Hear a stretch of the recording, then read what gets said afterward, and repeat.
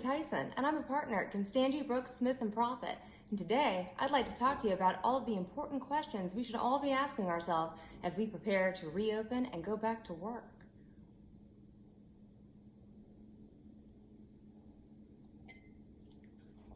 "2020 has been a categorical nightmare. It has been tragic and terrifying and devastating for countless people and businesses. But it has also been a time of resilience and of flexibility and of developing new habits, some good, some bad. Like so many other people, I have been working from home since the pandemic began in March, but now I'm preparing to go back to work, despite the fact that I no longer remember how to drive a car. So today, let's look at what we need to do, both legally and personally, to get back to work safely and professionally. Question 1. Should employers develop written policies and training protocols as employees return to the office? As businesses transition back to normal operations, employee communication is going to be key.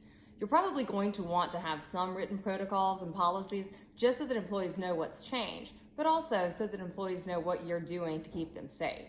At a minimum, if you're an employer that's covered by the Families First Coronavirus Response Act, you're going to need to post the Employees' Rights poster, as well as anything else that may be required by your state.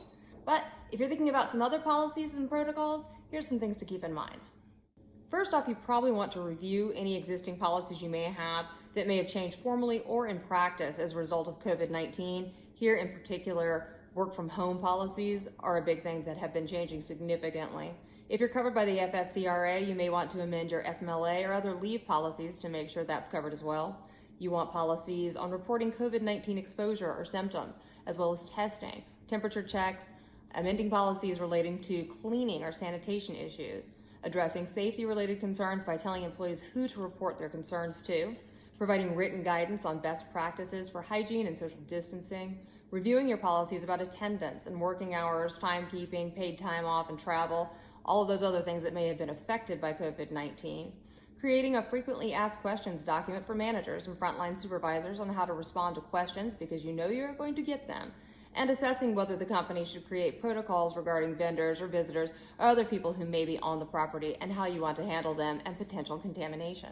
Of course, not every practice or procedure needs to be in writing, and if COVID-19 has taught us anything, it is the value of being flexible.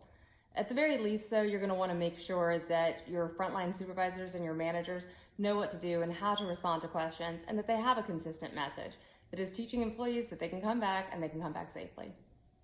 Question 2. How can I prepare myself to interact with my coworkers in person? Working from home has meant very little normal interaction for most of us, and as a result, many of us may have forgotten certain social conventions, as well as our own human names. I realized how out of touch I was when I recently ran into a coworker I hadn't seen since before the pandemic. Let's see how that went. "Hey Leigh, how you doing?" "You're welcome." "No, that's not right. Let's try again." "Hey Leigh, how you doing?" No, we can't just stare at people in terror. You went to law school. You know how words work. Let's give it one more try. "Hey Leigh, how you doing?" "Great, how are you?" There you go. Remember, these are your coworkers. They're just people, and they're probably more afraid of you than you are of them. You'll do great. Question 3. How do I respond when an employee doesn't come back to work?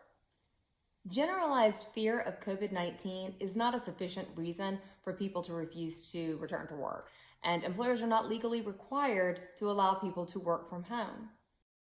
Still, you need to ask more questions. The employee's refusal may be based on a qualifying reason that would actually grant them COVID-19 related paid sick leave, such as childcare responsibilities or sheltering in place orders. In addition, OSHA may protect an employee who has a good faith belief that the workplace is unsafe. Employees with anxiety may have ADA protected disabilities, as may employees who have safety concerns based on an underlying medical condition, which would require the employer to engage in the interactive process with work from home or medical leave as possible reasonable accommodations. Communicating with employees to understand their reasons for refusing to return to the workplace and also documenting those communications is going to be crucial to the reinstatement process.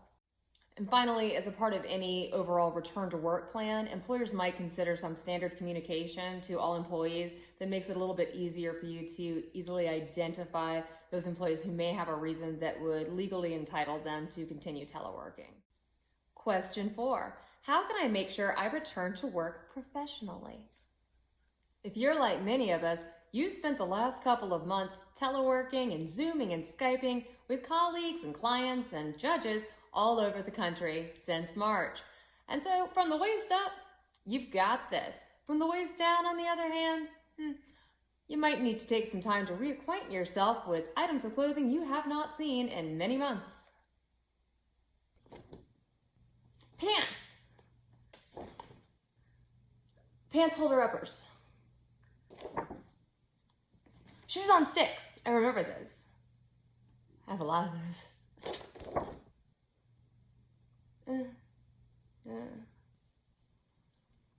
You'll get the hang of it. Just remember, depending on how much self-control you were able to exercise during quarantine, some of those clothes may not fit exactly the same way they did back in March. So be prepared for that. It's still no excuse to show up in the office in a dress jacket and sweatpants. Have some self-respect. You're a lawyer. Question 5. What do we do if COVID-19 resurges again? What a terrible question. I'm an actual monster. Still, being proactive and preparing for potential spikes in COVID-19 could result in less business disruption in the future. The best thing to do is to consider what worked for your company and didn't during the prior shutdown, and consider going ahead and putting into effect certain policies and procedures that would be useful the next time around.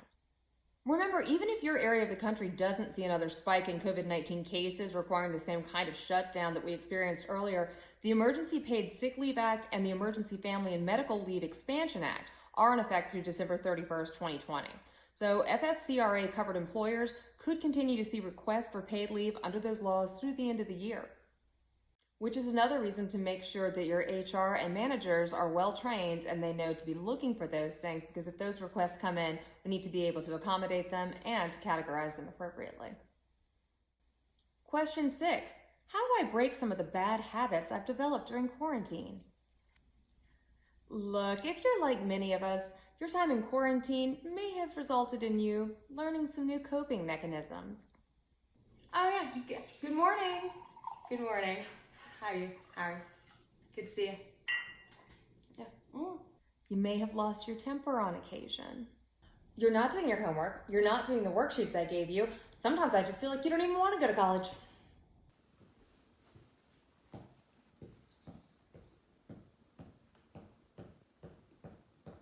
But you probably tried as hard as you could. Okay. How to make bread with your new bread maker. And you probably did your best.